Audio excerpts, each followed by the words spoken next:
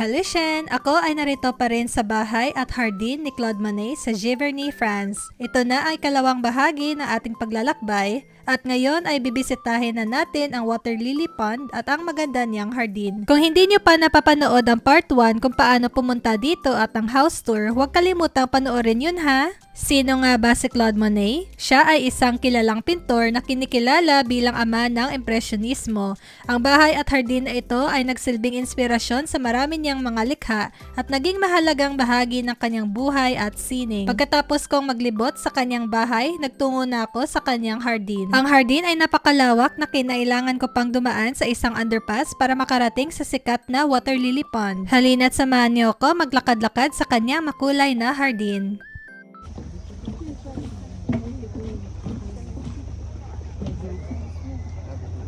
Pinagkakaguluhan nga ang Water Lily Pond dito. Si Monet mismo ang nagdisenyo at gumawa ng pond na ito upang maging inspirasyon para sa kanyang sikat na serye ng mga pintura na water lilies.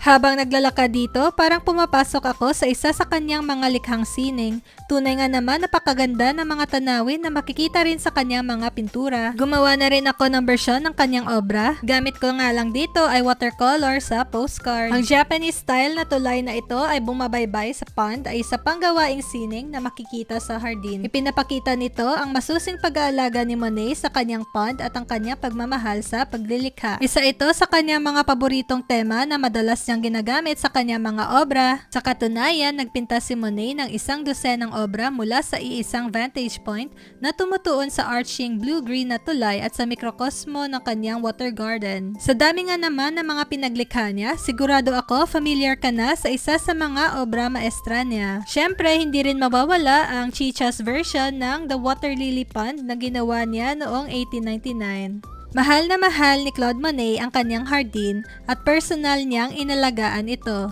Para sa kanya, ito ay isang obra ng sining at isang buhay na museo. Mahilig din ako magpinta at isa din akong ganap na plantita kaya relate na relate talaga ako kay Claude Monet at pinush ko talaga na pumunta dito kahit wala akong kasama. Hindi ko nga naman namalayan, sobrang dami kong kinuhang videos at photos dito. Wala talagang tapon kahit saang sulok ka man tumingin. Hindi lang isa ang Japanese bridge dito kundi dalawa. Ang isang bridge ay punong-puno ng halaman. Marami ang nagsasabi ang best time dito pumunta ay sa buwan ng Mayo kung kailan naka full bloom ang wisteria tulad lang ng nasa picture na ito. Hindi ko nga din nasaktuhan na fully bloom yung mga water lilies, maikakaganda pa ang pond na ito for sure. Ito nga pala yung zoomed in view ng kabilang bridge, parang nasa panaginip lang talaga ako. Subalit, hindi lamang mga water lilies ang makikita dito, may mga rosas, tulips, peonies at marami pang iba. Bawat bahagi ng hardin ay tila buhay at puno ng kulay. Isang masarap na paraan ang maglakad dito habang ini-enjoy ang kalikasan. Matapos ang pagpanaw ni Claude Monet, ang hardin ay naglaho, ngunit ito ay naibalik sa dating kagandahan nito at binuksan para sa publiko noong 1980. Ito ay ngayon isang tanyag na atraksyon dito sa Giverny at patuloy na binibisita ng mga tao mula sa buong mundo. Ang hardin na ito ay patuloy na nagbibigay inspirasyon sa mga pintor at mga tagahanga ng kalikasan.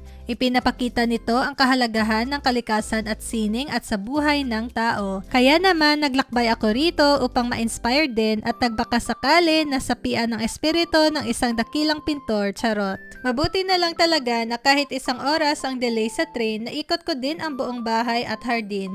Pero mas maganda sana kung magstay pa ako ng mas mahaba pa. Na-manage ko din ang time at may extra pa nga akong oras para magmasid-masid sa mga magagandang bulaklak at umupo na din sa mga benches sa labas ng bahay. Flex ko nga din muna ang Chicha's version ng The Artist Garden at Giverny na gawa ni Claude Monet noong 1900. Umiba na yung garden pero may naramdaman akong lukso ng dugo na dito yan binase sa sulok na ito. May picture si Claude Monet sa ilalim ng mga arko na ito kaya ginaya ko na rin siya. O diba? Ngiting achieve na achieve. Sa totoo lang, nawala ako sa hardin ng ilang beses dahil sa sobrang lawak nito. Nakakalito nga din yung mga direksyon kasi hindi nga ako nakakaintindi ng wika nila dito na French. Pagkatapos natin libutin ang hardin ay nabalik tayo dito sa labas ng bahay. Syempre, hindi tayo aalis nang walang kadala-dalang souvenir, 'di ba? Ako ay bumili ng isang aklat tungkol sa mga likha ni Monet, pati na rin ng mga ref magnets. Maraming mga kabataan nang pumunta ako dito kasi may ginaganap na school field trip. Sana naman sa Pilipinas ay mas patitibayan pa ang art appreciation at pagsuporta sa mga artist natin kasi nakakalungkot talaga maging isang pintor sa ating bayan. Kung kukuha ka nga ng kurso tulad ng fine arts or mangarap maging full-time artist, sigurado minsan ka nang nasabihan wala kang kikitain dyan. At yan nga mga kaibigan, ang napakagandang bahay at hardin ni Claude Monet sa Giverny, France. Isang lugar na puno ng inspirasyon at kagandahan. Huwag kalimutan bisitahin ito kapag kayo ay nasa Paris at dahil may natitira pa akong oras, nag-ikot-ikot na din ako sa maliit na bayan ng Giverny. Napansin ko nga din na konti na lang kami na nagkakasabayan kanina sa train nung papunta ako dito. Ang ganda pa sana ng lugar pero nagmadali na nga rin ako pumunta sa bus stop kasi ayoko maiwan ng bus at may napakagandang sunflower field. Wala mang wisteria at water lilies na nakabloom sa garden ay bumawi naman ako dito sa sunflowers. At ito na nga yung bus, talagang nakaabang kami kasi ito na nga yung last trip for that day. At maghahabol pa kami ng train at syempre di na kami dapat maiwan kasi baka nga naman magka-delay naman ulit yung train pabalik ng Paris. Kung nais ninyo makapanood pa ng iba kong mga paglalakbay dito sa Europa, huwag kalimutang mag-follow, mag-comment at i-share ang video na ito. Thank you so much for watching at sana ay nasiyahan kayo sa ating maikling paglakbay dito sa Giverny. Tschüss!